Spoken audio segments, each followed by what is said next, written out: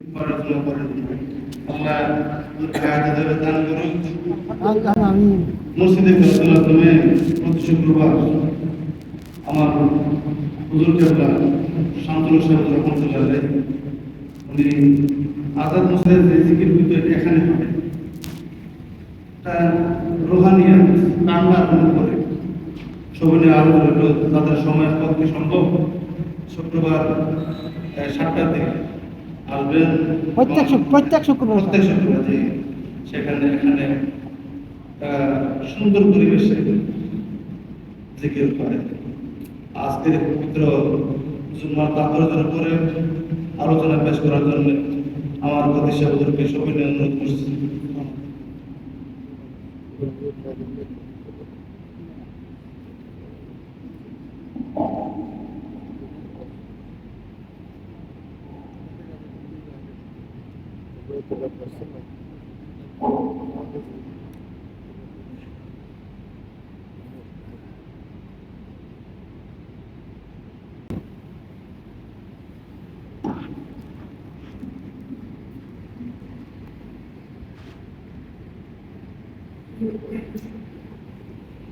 السلام عليكم ورحمة الله وبركاته. وعليكم السلام ورحمة الله وبركاته. نحمده ونستعينه ونستغفره ونؤمن به ونتوكل عليه ونعوذ بالله من شرور أنفسنا ومن سيئات أعمالنا. من يهد الله فلا مضل له ومن فلا هادي له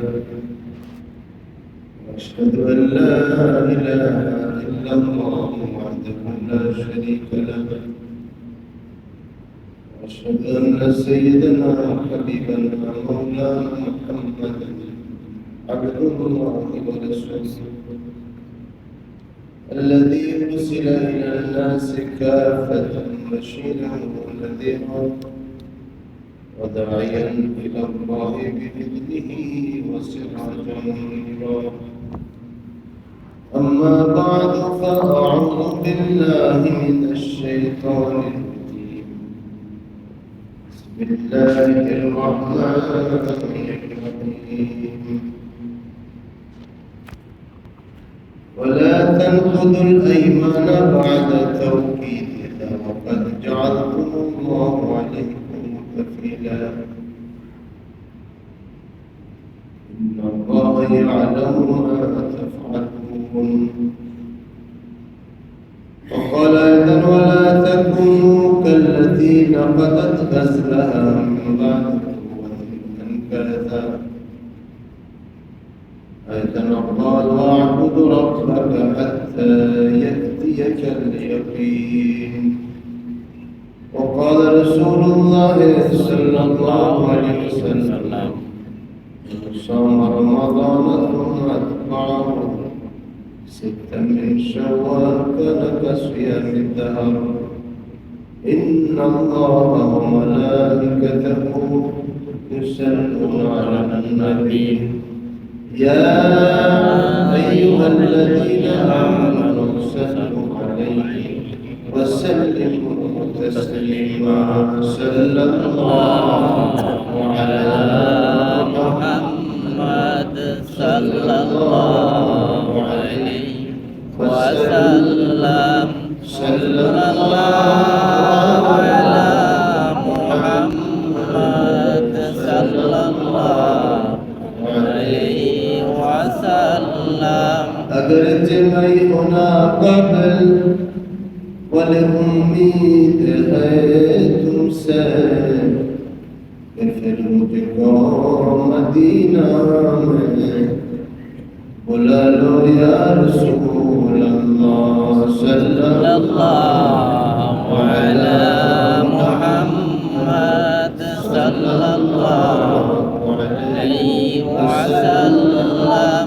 صلى الله على محمد صلى الله عليه وسلم. بلغ العلا بكماله كشف الدجى جماله حسنة جميع خصاله صلوا عليه وآله نبينا الآمر الناهي فلا أحد أبر في قول لا منه ولا نعمه بلغ العلا بكماله كشف الدجى بجماله حسنة جميع خصاله صلوا عليه وآله কয়েকবার সকলে আল্লাহ পাকের প্রিয় তাসবিহ পড়েন سبحان الله وبحمده سبحان الله العظيم سبحان الله وبحمده سبحان الله العظيم سبحان الله وبحمده سبحان الله العظيم سبحان الله وبحمده سبحان الله العظيم سبحان الله وبحمده سبحان الله العظيم سبحان الله وبحمده سبحان الله العظيم سبحان الله وبحمده سبحان الله العظيم لا إله إلا الله محمد رسول الله صلى الله عليه وسلم সম্মানিত মুসলিয়ান کرام আল্লাহ জাল্লা শানুহু ওয়া নওয়ালুহু সমস্ত প্রশংসা সরওয়ার কায়নাত ফখর মওজুদাত তাজদার মদিনা আহমদ মুস্তাফা মুহাম্মদ মুস্তাফা সাল্লাল্লাহু আলাইহি ওয়াসাল্লাম এর প্রতি দরুদ ও সালাম করার পর আল্লাহ পাকের দরবারে সকলে শুকরগুজার হইতেছি যে আল্লাহ তাআলা আমাদেরকে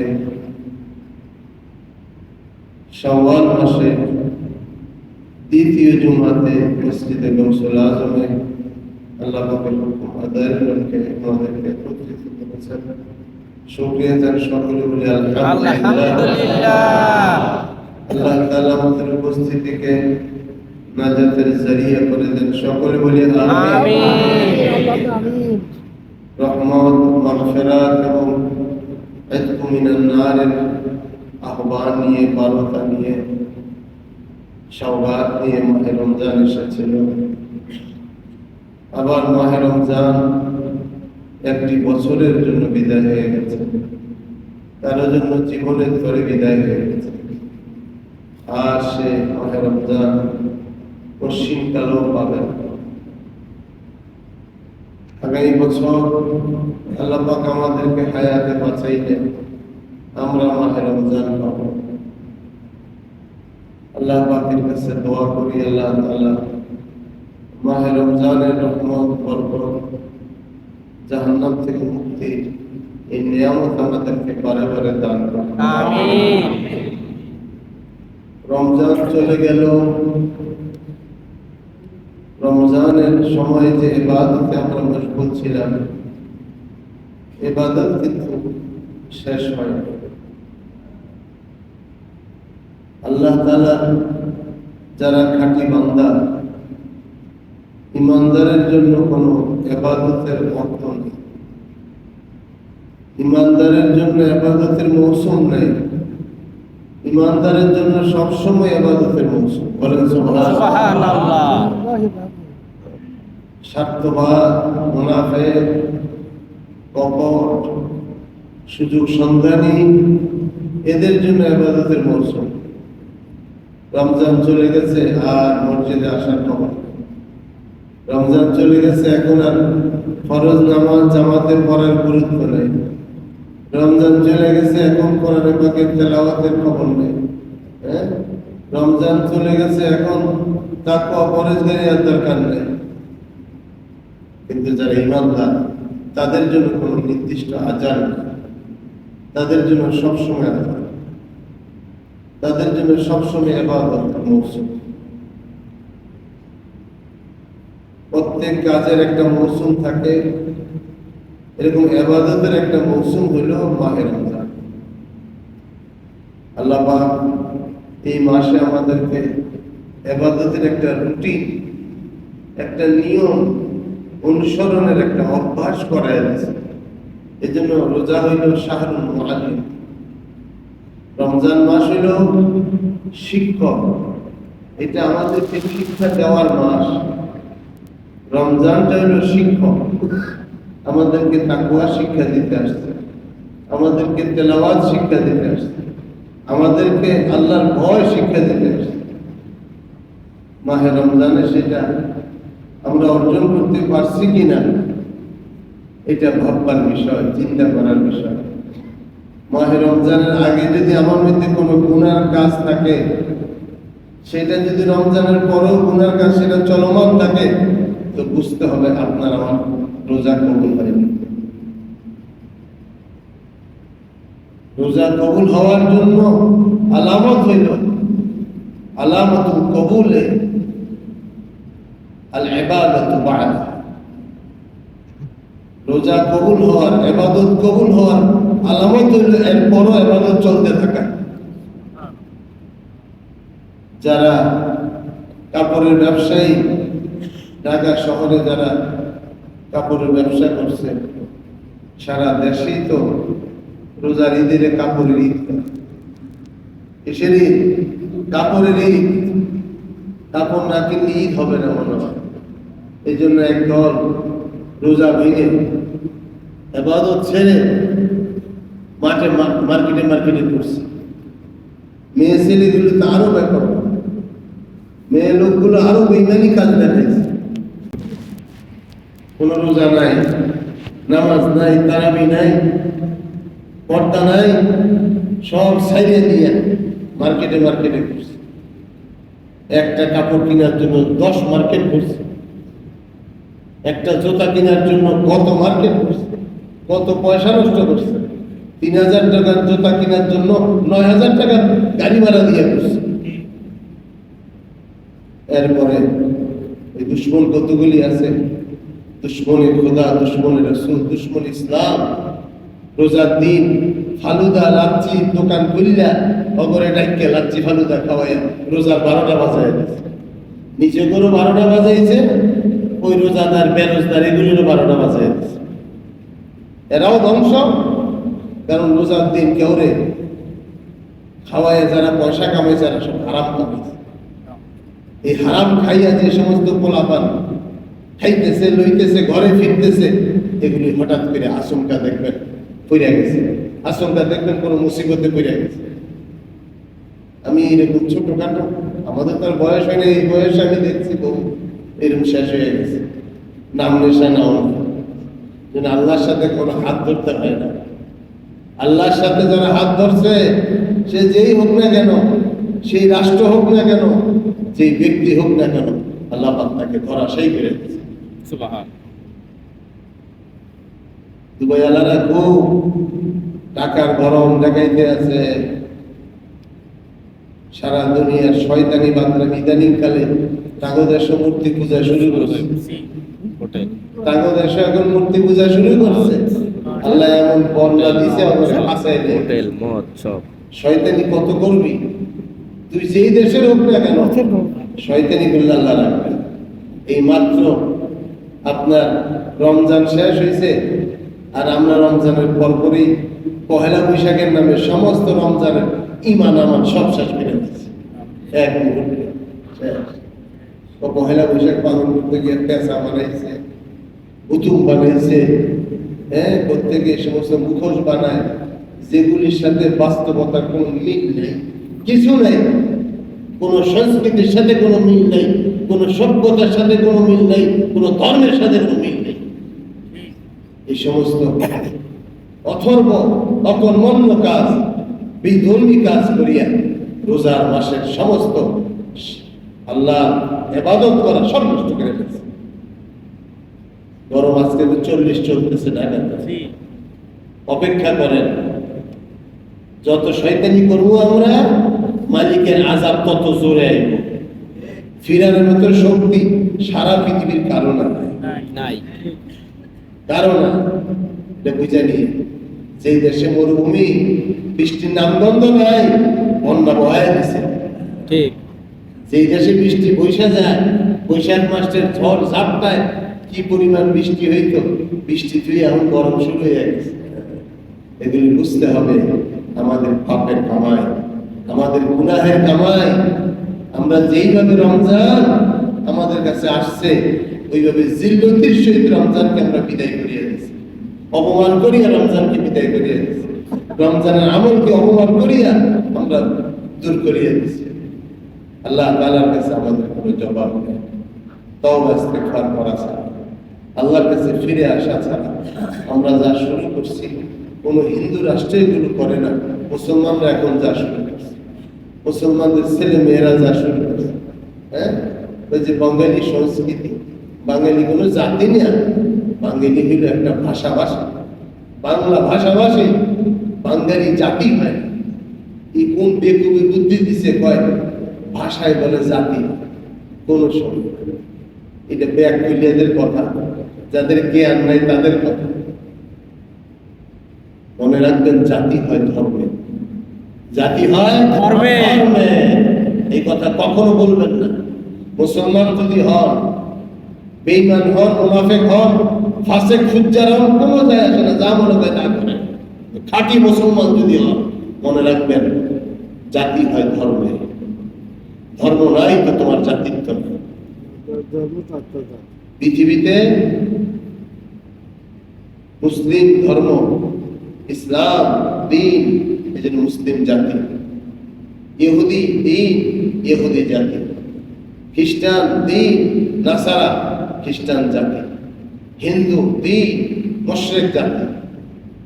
এগুলো জাতি হয় আপনার ধর্ম, জাতি কখনো ভাষায় হয় না। বাংলা ভাষায় হিন্দু আছে, খ্রিস্টান আছে, মুসলিম আছে, অন্যান্য লোকও আছে অন্য, কিন্তু ভাষা একটা বাংলা।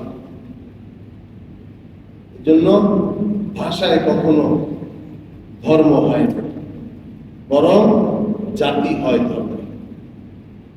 আল্লামা ইকবাল মরহুম এজন্য বলেছেন, कौम मजहब से है मजहब जो नहीं तुम भी नहीं, कौम मजहब से है मजहब जो नहीं तुम भी नहीं, जज्म बाहम भी नहीं, जलवे अंजुम भी नहीं। বলতে মনে রাখবা জাতি হয় ধর্মে, যদি ধর্ম না থাকে তুমিও নাই, তোমার অস্তিত্ব থাকবে না। আজকে মুসলমান জাতির যদি ধর্ম কর্ম না থাকে তাকে মুসলমান বলে না। জজমে বাহম বি নেহি, জলওয়ে अंजुम भी नहीं। যদি আকাশের মধ্যাকর্ষণ শক্তি না থাকতো তাহলে তারকারাজির এই মেলা হতো না। তারকারাজির এই মেলা হয়েছে মধ্যাকর্ষণ শক্তির দ্বারা, এটা ব্যালেন্স করা হয়েছে। এর জন্য জাতিকে ব্যালেন্স করা হয় ধর্ম দিয়ে। ধর্মের চর্চা মানুষ উঠে দিলে ওই জাতির মধ্যে জাতিত্ব থাকে না, ওই জাতির মধ্যে কিছুই থাকে না। সে তখন এক অথর্ব মানুষে পরিণত হয়, যার পরিণতি ভয়াবহ। আল্লাহ সুবহানাহু ওয়া তাআলা কিয়ামতের ময়দানে একদিন দিন তিনি নির্ধারণ করে দিয়েছেন, ওই দিন সকলকে তার কর্ম বুঝিয়ে দিবেন, তার বিশ্বাস অনুযায়ী তার যে বিনিময় হয়েছে, তার বিশ্বাসের যে বিনিময় সে পাবে সেটা আল্লাহ পাক আসরের দিন বুঝিয়ে দেবেন। এই জন্য মনে রাখবেন ভাই, দুনিয়াতে কেউ আমাদের কেউ কারণ, আমরা কেউ কারণ, আমরা সকলে আল্লাহ। এখানে যাদেরকে আপন মনে করতেছি এটা একটা ভুল ধারণা, এরাও আমাদের আপন না। ওদের ছেলে মেয়ে আপন মোটেও না। আপনার কাছে স্বার্থ শেষ হয়ে গেলে কেটে পড়বে। আপনার এখন সে আপনার বাসায় থাকে, কারণ এখন সে কামাই রুজি করতে পারে না। কামাই রুজি একটু করে দেখুন না, দেখবেন আপনার ফ্ল্যাট ছেড়ে সে আরো ভালো ফ্ল্যাট নিয়ে ভাড়া চলে যাবে। এই কথা বুঝে আসছে, বানায় বলতেছি না, আমাদের সমাজের বাস্তব চিত্র তুলে ধরতেছি।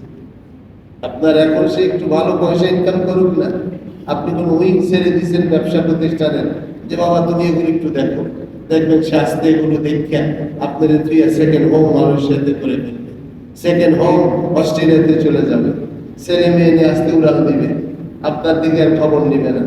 আপনি এখন বৃদ্ধ হয়ে বাসায় পড়ে আছেন, খবর নেওয়ার সময় তার নেই।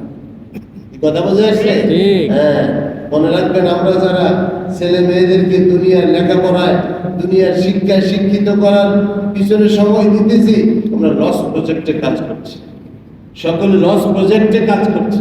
মনে রাখবেন এটা কোনো লাভ প্রজেক্ট না। লাভ প্রজেক্ট ওইটা যদি আপনার ছেলে আল্লাহওয়ালা হয়, আপনার ছেলে যদি নামাজি হয়, আপনার ছেলে যদি আল্লাহ চিনে, আপনার ছেলে যদি আখিরাত চিনে, আপনার ছেলে যদি হালাল হারাম তমিজ করতে চিনে, তো এই ছেলে আপনার লাভ প্রজেক্টে আছে। ঠিক। আর কোনো প্রজেক্ট আপনার লাভ নেই। এটা আমার কথা না, আল্লাহর কথা, আমার কথা নয়, রসুলের কথা। এই কথা সমস্ত ওলির বুজুর্গদের কথা। আজকে যেগুলির পিছনে সময় দিতেছি, যাদেরকে খাওয়ানোর জন্য হারাম কামাইতেছি, যাদের পিছনে সময় দেওয়ার জন্য ডাইন বাম হাত করে কামাইতেছি, ব্যবসায় ধোকাবাজি করতেছি, ওজনে কম দিতেছি, চাকরি বাকরি জায়গাতে ঘুষ খাইয়া হারাম খাইয়া পেট বড় করতেছি, ছেলে মেয়েদেরকে লাইনে বেলাইনে পয়সা দিতে আছি। আপনি একটা সাধারণ চাকরিজীবী, একটা জয়েন্ট সেক্রেটারি আরো নিচের পদের চাকরিজীবী, আপনি বাড়ি করেন কেমনে গুলশানে, আপনি বাড়ি করেন কেমনে বাড়ি ধারায়, আপনি ফালাক কিন্তু কিভাবে আপনার কি বলেন বাড়ি ধারাতে, আপনার আপনি কিভাবে কি বলে ক্লাস আওয়া লেক্সাস গাড়ি চালান, কিভাবে চালান আপনি? আল্লাহর কাছে জবাব দিতে করতে পারবেন না। কিভাবে চলেন এটা? কোথায় পেয়েছেন এই টাকা? কিভাবে কামাইছেন? আপনি তো একটা সামান্য 15,000 টাকা বেতনে চাকরি করেন, 20,000 টাকার দামে চাকরি করেন, 50,000 টাকা দামে চাকরি করেন এই ঢাকা শহরে। 50,000 টাকা চাকরি কইরা ছেলে মেয়েরে খাওয়াইয়া লেক্সাস গাড়ি কেমনি ধরে বেরোন? এটা বুঝা গেল? ডাল মে কুছ কালা হ্যায়, ঠিক। কিছু এখানে আছে, কিছু এখানে করছি আমরা।